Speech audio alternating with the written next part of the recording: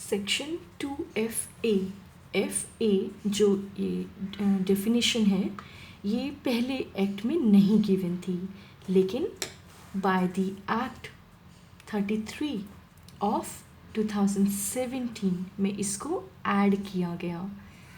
2F में क्या given है? रेंट अथॉरिटी, और ये पहले नहीं थी, लेकिन इसको अब 2017 की अमेंडमेंट के द्वारा इसको जोड़ा गया। किस में जोड़ा गया?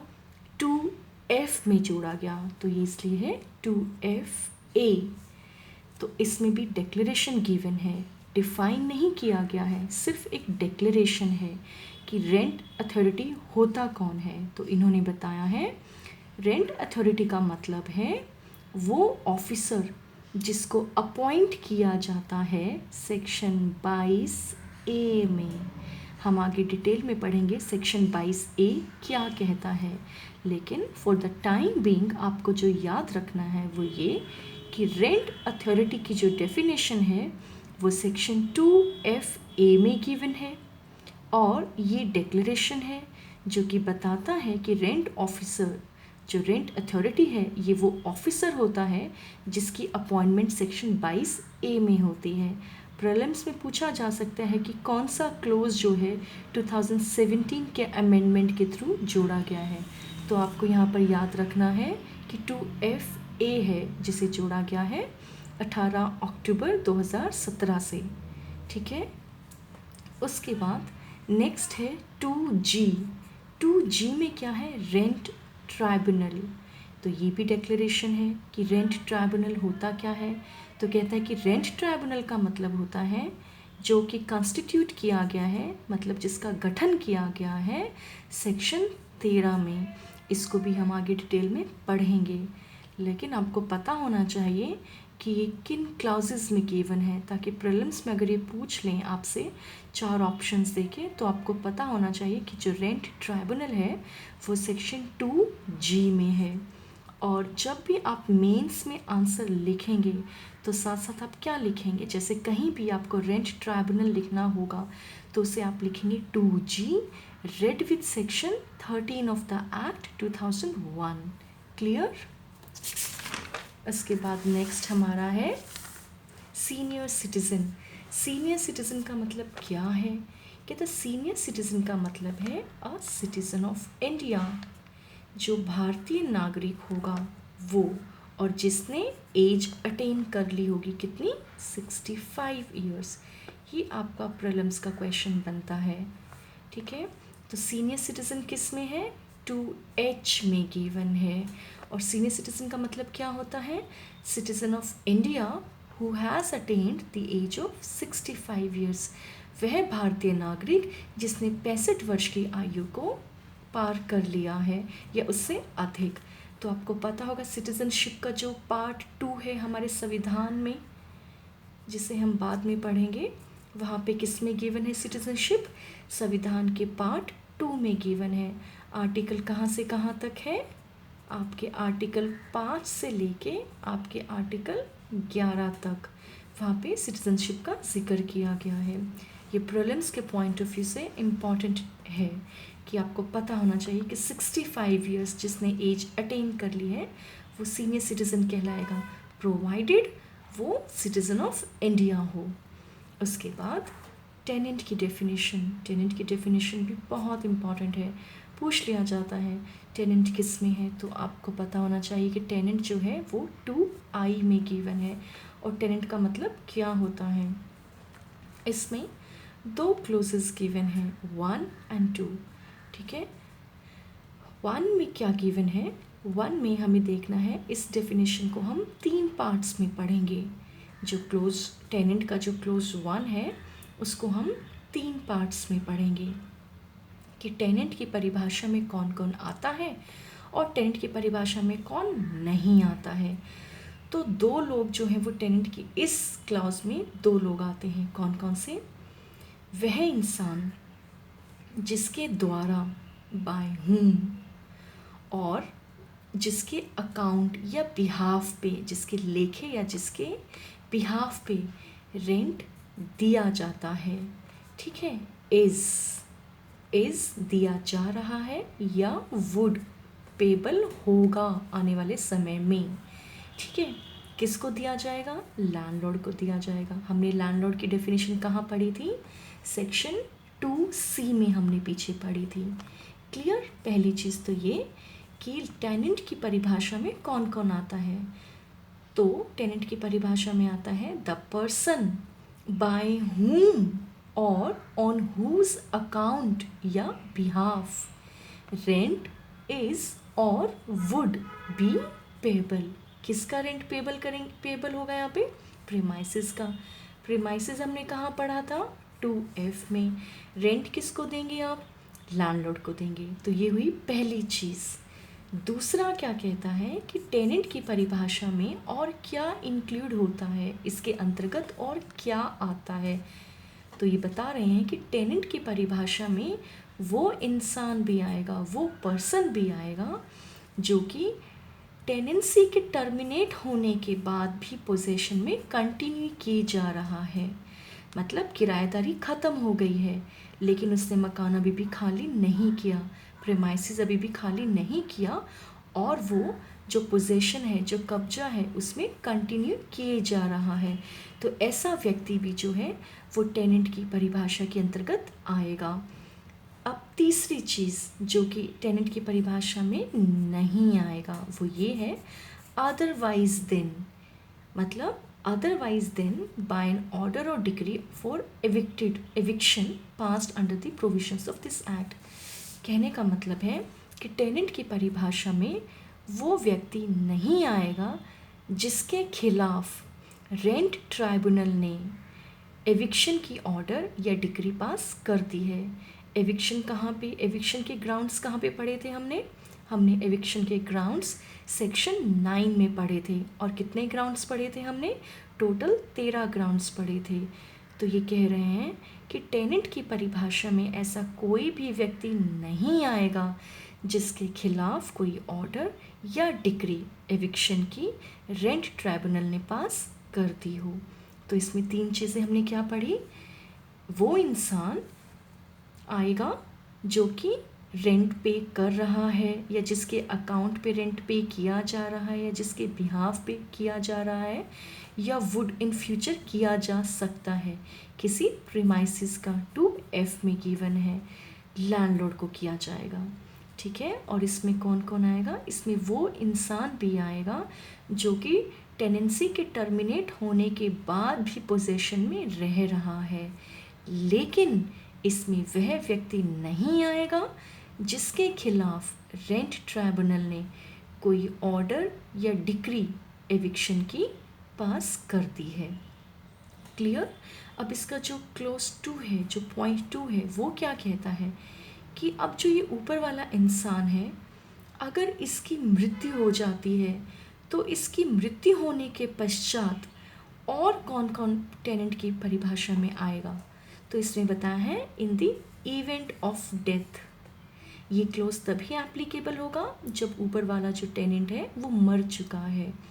तो इसमें कौन कौन आएगा, इसको फिर हम 2 भागों में पढ़ेंगे। ठीक है, पहला चीज़ ये, अगर आपने प्रेमाइसिस को रेजिडेंशियल पर्पस के लिए दिया है तो कौन टेनेंट कहलाएगा, और अगर आपने उसको कमर्शियल पर्पस के लिए दिया है या बिजनेस पर्पस के लिए दिया है तो कौन होगा। तो पहले हम देखेंगे रेजिडेंशियल पर्पस के लिए।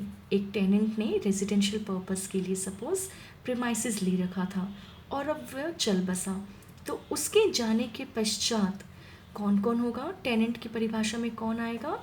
तो कहते हैं इसमें 5 चीज़ आएंगी। जो 5 लोग आएंगे वो कौन है?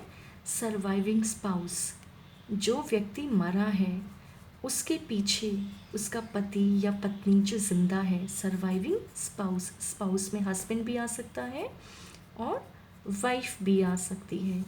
तो सर्वाइविंग स्पाउस पहला ये, दूसरा सन, तीसरा डॉटर, चौथा मदर और 5वां फादर। तो आपने देखा इसमें 5 चीज़ें आती हैं। पहला सर्वाइविंग स्पाउस, जो हस्बैंड या वाइफ कोई भी हो सकता है, दूसरा सन, तीसरा डॉटर और मदर और फादर। लेकिन अब इनके लिए भी एक कंडीशन है। वो कंडीशन क्या है कि ज़रूरी है कि ये पाँचों या इनमें से कोई भी जो हैं वो उसके साथ रहते हों, ऑर्डिनरीली रिजाइडिंग विद हिम, उसके साथ वो रहते हों, उस प्रीमाइसिस में रहते हों और as a member of family की तरह रहते हों जब तक उसकी डेथ हुई है। क्लियर? तो अगर प्रीमाइसिस रेजिडेंशियल पर्पस के लिए दिया था और टेनेंट एक्सपायर हो गया, तो उस टेनेंट के बाद उसका सर्वाइविंग स्पाउस, सन, डॉटर, मदर, फादर, लेकिन जो ऑर्डिनरीली रिजाइड कर रहे हैं उसके साथ उस प्रेमाइसिस में as a member of family की तरह और अप टू हिज डेथ, तो तब जाके डेफिनेशन अपने आप में कंप्लीट होगी।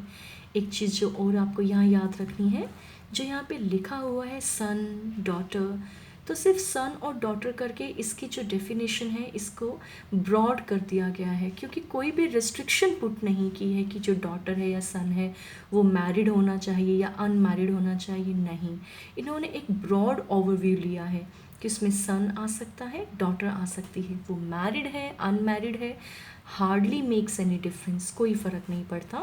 बट ये 5 जो टाइप के जो यहाँ पे बता रखे हैं पर्सन्स, वो इसकी डेफिनेशन में आएंगे। लेकिन आपको ये याद रखना होगा कि सिर्फ ये 5 लोग तभी आएंगे जब ये ऑर्डिनरीली रिजाइड कर रहे होंगे उसके साथ, किसके साथ? टेनेंट के साथ, उस प्रीमाइसिस में रह रहे होंगे as a member of family की तरह, उसकी डेथ तक उसके साथ ऐसे रह रहे थे।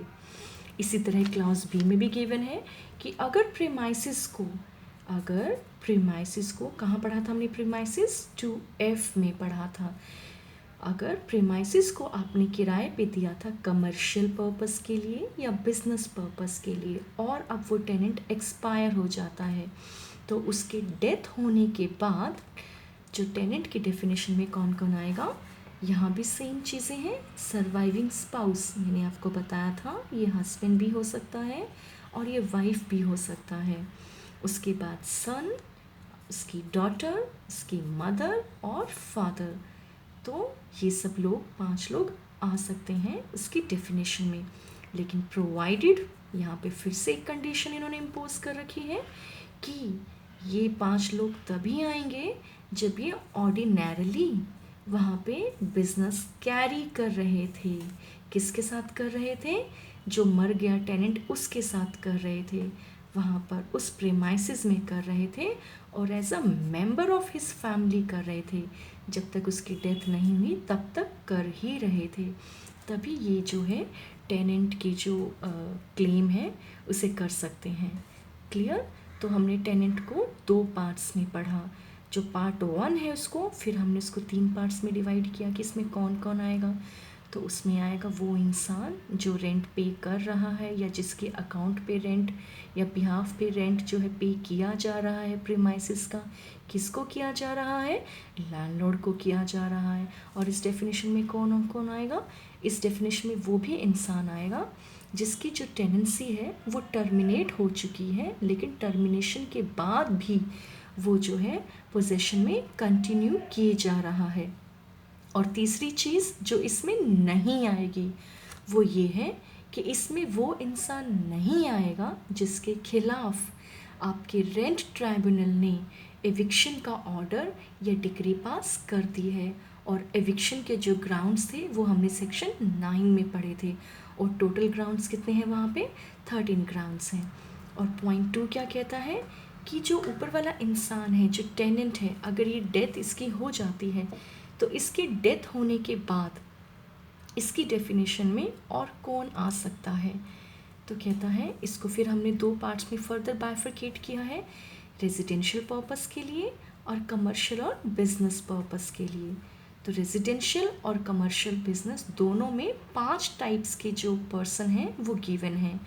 नंबर 1 सर्वाइविंग स्पाउस, सन, डॉटर, मदर, फादर। लेकिन ज़रूरी है कि जो वो 5 लोग हैं वो ऑर्डिनरीली या तो रिजाइड करते हैं उस टेनेंट के साथ उसकी डेथ तक या बिजनेस कैरी करते हों। कैसे करते हों? As a member of family करते हों। और कब तक, उसकी जब तक डेथ नहीं हुई ना तब तक वो रहते आ रहे थे इसके साथ या बिजनेस करते आ रहे थे, तभी वो टेनेंट की डेफिनेशन में फॉल करेंगे। उसके बाद हमारी लास्ट डेफिनेशन है ट्राइब्यूनल। हमने अब तक ट्राइब्यूनल पीछे पढ़ा था, रेंट ट्राइब्यूनल और एपीलेट रेंट ट्राइब्यूनल। तो अब यहाँ पे हम पढ़ रहे हैं ट्राइब्यूनल। ट्राइब्यूनल किस में है? 2G में। अब ट्राइब्यूनल का मतलब इन्होंने बता रखा है कि ट्राइब्यूनल में आपके दोनों ही आएंगी। कौन कौन से? एपीलेट रेंट ट्राइब्यूनल और रेंट ट्राइब्यूनल। तो एपीलेट रेंट ट्राइब्यूनल हमने कहाँ पढ़ा था? 2B में। इसको हम पढ़ेंगे सेक्शन 19 के साथ। और ये रेंट ट्राइब्यूनल हमने कहाँ पढ़ा था? 2G में। इसको हम पढ़ेंगे सेक्शन 13 के साथ। क्लियर? तो जब भी आप मेंस का आंसर लिखते हो, प्रीलिम्स में तो ये इंपॉर्टेंट है ही, कहीं भी आपसे डेफिनेशन पूछ सकते हैं कि किस क्लॉज में ये गिवन है। तो अगर मेंस में भी जब आप आंसर अपना लिखेंगे और आपने कहीं भी रेंट ट्राइब्यूनल लिखा तो उसके साथ आप section 2G red with section 13 ज़रूर मेंशन करेंगे, ताकि एग्जामिनर को ये लगे कि बच्चे के कंसेप्ट क्लियर हैं और ये स्किल भी है अपने मार्क्स को एनहांस करने की। तो हमारा सेक्शन 2 अब कंप्लीट हो गया है। सेक्शन 2 में हमने डेफिनेशंस पढ़ी। टोटल कितनी डेफिनेशंस हैं? टोटल जो हमारे पास डेफिनेशंस हैं वो हमारे पास 11 हैं। ओरिजिनली जब ये एक्ट आया था उस वक्त हमारे पास 10 डेफिनेशंस थी, लेकिन बाय द अमेंडमेंट ऑफ 2017 एक डेफिनेशन ऐड कर दी गई क्लॉज F में, और ये नई डेफिनेशन बन गई आपकी 2FA। FA में क्या आया? Rent authority. ये वह ऑफिसर है जिसका अपॉइंटमेंट हम देखेंगे आगे सेक्शन 22A में होता है। क्लियर? मैं एक बार आपको क्विक रिवीजन करवा देती हूँ कि अब तक हमने क्या पढ़ा है। प्लीज़ मेरे साथ साथ आप भी इसको रिवाइज कीजिए। हमने सबसे पहले पढ़ा कि चैप्टर 1 जिसका नाम प्रिलिमिनरी है, इसमें सेक्शंस 1 से लेके 5 तक हैं। पहला सेक्शन हमने पढ़ा जिसमें 3 चीज़ें हैं, short title, extent and commencement. इसमें 3 क्लॉज गिवन है। पहला इसका टाइटल बताता है कि राजस्थान रेंट कंट्रोल एक्ट 2001 है। दूसरा ये बताता है कि कहाँ कहाँ इसका विस्तार होगा, एक्सटेंट कहाँ तक होगा। तो इसको हमने फिर 2 पार्ट्स में पढ़ा था, एक शैल है एक मे है। तो फर्स्ट इंस्टेंस में तो म्यूनिसिपल एरियाज़ पे लगेगा जो कि डिस्ट्रिक्ट हेडक्वार्टर्स में है, और दूसरे में स्टेट गवर्नमेंट की मर्ज़ी है कि इस एक्ट को दूसरे म्यूनिसिपल एरियाज़ पे भी अप्लाई करवा सकती है। तीसरा, ये 1 अप्रैल 2003 को आया था। उसके बाद सेक्शन 2 जिसमें हमारी डेफिनेशंस है, जिसमें हमने पढ़ा था कि डेफिनेशन 2A में हमारी एमिनिटीज़ आती हैं, B में हमारा एपीलेट रेंट ट्राइब्यूनल आता है, C में हमारा लैंडलॉर्ड आता है, डी में हमारी लीज आती है जो कि एक डिक्लेरेशन है जिसको हम टीपी में पढ़ेंगे सेक्शन 105 में। लीज मतलब पट्टा, ये हमेशा इमूवेबल प्रॉपर्टी की होती है और इसमें राइट टू एंजॉय को ट्रांसफ़र किया जाता है, ना कि ऑनरशिप को। क्लियर? उसके बाद 2E में म्यूनिसिपल एरिया को, ये भी सिर्फ एक डिक्लेरेशन है। इसका असली मतलब कहाँ दिया हुआ है? म्यूनिसिपल एक्ट 2009 में। वहाँ सेक्शन 2 क्लॉज 39 में जो है इसकी डेफिनेशन दे रखी है। 2F में प्रेमाइसिस आता है। प्रेमाइसिस को इसको हम फिर से फर्दर बाइफरकेट करते चलेंगे कि इसमें क्या क्या आता है और क्या क्या नहीं आता है। आप इसका एक चार्ट बनाकर याद करना। इसमें लैंड आती है लेकिन एग्रीकल्चर पर्पस के लिए जो यूज़ होती है वो नहीं आती। इसमें बिल्डिंग और पार्ट ऑफ बिल्डिंग आता है लेकिन इसमें फार्म बिल्डिंग नहीं आती है। और ये बिल्डिंग और पार्ट ऑफ बिल्डिंग किस चीज़ के लिए यूज़ होती है? रेजिडेंस के लिए, कमर्शियल के लिए, अदर पर्पस के लिए, जो कि इंक्लूड क्या क्या करते हैं? 4 चीज़ें फर्दर करते हैं जो मैंने आपको पढ़ाई थी। गार्डन, ग्राउंड, गैराज, गोडाउन और out house, furniture, fitting, affixed amenities और एनी लैंड जो कि अपॉर्टेनेंट है और लेट आउट कर रखी है। दूसरी चीज़ जो इसमें नहीं आती वो क्या है? रूम नहीं आएगा और अदर अकोमोडेशन नहीं आएगा। कहाँ पर नहीं आएगा? होटल, धर्मशाला, इन, सराय, लॉजिंग हाउस, बोर्डिंग हाउस, ये चीज़ें नहीं आएंगी। प्रॉब्लम्स के पॉइंट ऑफ व्यू से ये क्वेश्चन इंपॉर्टेंट बनता है एंड मेंस के लिए भी इंपॉर्टेंट बनता है। तो आपको सेक्शन के सारे जो कीवर्ड्स हैं वो याद होने चाहिए। मैं आपको सजेस्ट करूँगी कि अभी हम थोड़ा थोड़ा रिवाइज कर रहे हैं, इसको आप साथ साथ लिख कर देखिए। एक बार आपने बेरेक्ट से पढ़ लिया, उसके बाद आप इसकी मेंटल रिवीजन कीजिए कि मैंने क्या पढ़ा है, और फिर इसको लिख कर देखिए कि प्रीमाइसेस में क्या इंक्लूड होता है, क्या इंक्लूड नहीं होता है। इससे आपका मेंस के लिए भी ये कवर हो जाएगा और प्रीलिम्स के लिए भी हो जाएगा। उसके बाद हमने इसके एक्सप्लेनेशन में पढ़ा कि जो प्रीमाइसेस है वो क्या इंक्लूड नहीं करता। तो कहता है जो टॉप ऑफ द रूफ है, छत का जो ऊपर है, ऊपरी भाग है, उसको ये इंक्लूड नहीं करता। यहाँ पे वर्ड शैल लिखा हुआ है, शैल नॉट, आपको याद रखना होगा। लेकिन इसमें एक इन्होंने एक्सेप्शन भी डाल दी है कि in the absence of contract to the contrary, अगर लैंडलॉर्ड और टेनेंट के बीच में कॉन्ट्रैक्ट हुआ है तो yes, top of the roof भी इंक्लूड हो सकती है प्रीमाइसेस में। लेकिन जो जनरल रूल है वो क्या कहता है कि जो टॉप ऑफ द रूफ है वो प्रीमाइसेस का पार्ट नहीं माना जाएगा, जो हम टेनेंट को रेंट पे देते हैं। उसके बाद आपने पढ़ा रेंट अथॉरिटी, FA में। ये ओरिजिनली हमारे बेयर एक्ट में नहीं थी, बट इसको जो है ऐड किया गया अमेंडमेंट एक्ट 2017 में।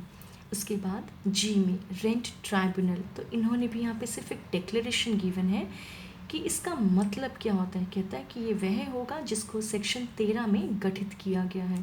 हम इसको फर्दर डिटेल में अच्छे से पढ़ेंगे। उसके बाद आपने देखा सीनियर सिटीज़न क्या होता है।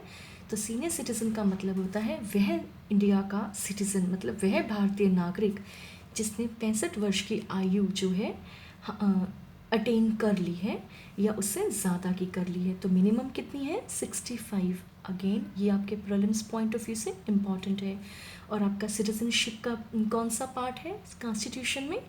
पार्ट 2। वहाँ पे आपके आर्टिकल 5 से लेके 11 तक सिटीजनशिप की बात की गई है। उसके बाद आपका आता है टेनेंट। टेनेंट में कौन कौन आता है? इसके 2 क्लॉजेस गिवन हैं, लेकिन हम इसको बाइफरकेट करके पढ़ेंगे। क्लॉज 1 में कहता है, क्लॉज 1 में 3 चीज़ें हैं। पहला तो ये कि टेनेंट कौन है? वह इंसान जो रेंट पे कर रहा है प्रीमाइसेस का लैंडलॉर्ड को कर रहा है। दूसरा, उसके अंतर्गत कौन आएगा? वह इंसान भी आएगा जो कि टेनेंसी के ख़त्म होने के बाद भी पोजीशन में रह रहा है। और तीसरी चीज़ इसमें क्या है? इसमें वह व्यक्ति नहीं आएगा जिसके खिलाफ रेंट ट्राइब्यूनल ने एविक्शन की ऑर्डर या डिक्री पास कर दी है। तो 3 चीज़ें हमने इसमें पढ़ ली। उसके बाद ये है कि अगर इस टेनेंट की डेथ हो जाती है तो डेथ के बाद कुछ लोग हैं जो कि इसकी परिभाषा में आएंगे। वो कौन कौन से हैं? तो इसको हम फिर से 2 पार्ट्स में पढ़ेंगे। वो हैं, एक तो रेजिडेंशियल पर्पस के लिए अगर आपने उसको प्रीमाइसेस दिया था तब कौन आएगा, और कमर्शियल और बिजनेस पर्पस के लिए दिया था तब कौन आएगा। तो अगर आपने रेजिडेंशियल पर्पस के लिए दिया है या आपने कमर्शियल पर्पस के लिए दिया है, किसी भी पर्पस के लिए दिया है, तो 5 लोग हैं। कौन कौन से? सर्वाइविंग स्पाउस, सन, डॉटर, मदर, फादर, प्रोवाइडेड वो उसके साथ ऑर्डिनरीली रिजाइड कर रहे थे। कहाँ पर कर रहे थे? उस प्रीमाइसेस में कर रहे थे जिसकी टेनेंसी उसके पास थी, और as a member of family की तरह उसके साथ रह रहे थे। और कब तक रह रहे थे? जब तक उसकी डेथ हुई तब तक वो उसके साथ ही रह रहे थे। क्लियर? ऐसा ही कमर्शियल और बिजनेस में है। यही 5 लोग हैं जिसके साथ ऑर्डिनरीली बिजनेस को कैरी कर रहे थे as a member of family की तरह उस प्रीमाइसेस के अंदर उसकी डेथ तक। और लास्ट हमारा है J ट्राइब्यूनल। कहते हैं ट्राइब्यूनल का मतलब क्या होता है? तो कहते हैं ट्राइब्यूनल का मतलब एपीलेट रेंट ट्राइब्यूनल और रेंट ट्राइब्यूनल में से कोई भी हो सकता है। हमने पढ़ा था एपीलेट रेंट ट्राइब्यूनल 2B में, जिसको हम पढ़ेंगे red with section 19। And rent tribunal हमने कहाँ पढ़ा था? 2G में, जिसको हम रेड टुगेदर करेंगे विथ सेक्शन 13। तो हमारा डेफिनेशन पार्ट कंप्लीट हुआ। मेरी आप सबसे रिक्वेस्ट है कि प्लीज़ जितनी बार आप रिवाइज करेंगे उतनी बार आपका कॉन्सेप्ट क्लियर होता चला जाएगा। हम बहुत छोटे छोटे टारगेट को सेट कर रहे हैं ताकि रिवाइज करने में इजी हो और जो बच्चे जो डायरेक्ट पढ़ना जिनको बोरिंग लगता है उनकी हेल्प हो जाए। डायरेक्ट जो लॉ है वो डायरेक्ट में ही है और डायरेक्ट की कमांड होनी बहुत ज़रूरी है। तो इसलिए मैं चाहती हूँ कि आप सब भी वर्ड टू वर्ड को पढ़ के चलें और एक एक वर्ड को क्लियर करते चलें। अब जो नेक्स्ट वीडियो है वो मैं बनाऊँगी सेक्शन 3, 4 एंड 5 भी। उसके बाद हमारा चैप्टर 1 कंप्लीट हो जाएगा। आई प्रॉमिस मैं एक एक चीज़ को कवर करूँगी ताकि ये मेरे साथ साथ आप लोगों को डायरेक्ट याद हो जाए, समझ में आ जाए। तब तक मेरी आपसे रिक्वेस्ट है कि इसको आप बार बार रिवाइज़ करना और रिवाइज़ करने के बाद एक रफ़ कॉपी लेना और पेन लेना। इसके बाद इसको लिख कर देखना या प्रीवियस ईयर के क्वेश्चन पेपर से कोई भी क्वेश्चन उठाना और जहाँ भी प्रीमाइसेस की डेफिनेशन अगर दे रखी है तो उस डेफिनेशन को आप याद करके लिखने की कोशिश करना ताकि आपको प्रीलिम्स और मेंस दोनों में हेल्प करे। एंड वन मोर थिंग, अगर मुझसे कहीं गलती हुई हो तो प्लीज़ मुझे माफ़ कीजिएगा। Okay, wish you all the very best, stay safe, thank you, bye bye.